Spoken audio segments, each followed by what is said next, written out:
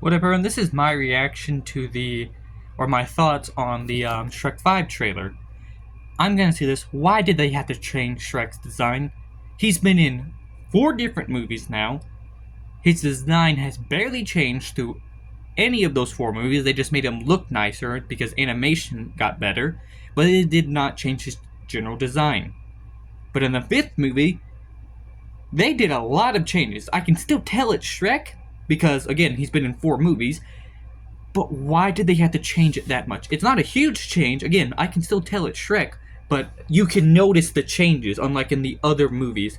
At least in the other movies, you actually have to look for things, actually pay attention. If you compare the 4th movie Shrek to the 5th movie Shrek, you can tell they don't look the same.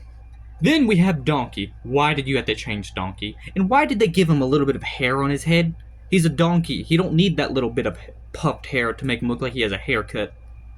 Look, Shrek has had 4 different levels of successful movies. Why in the 5th one did you want to start changing how he looks?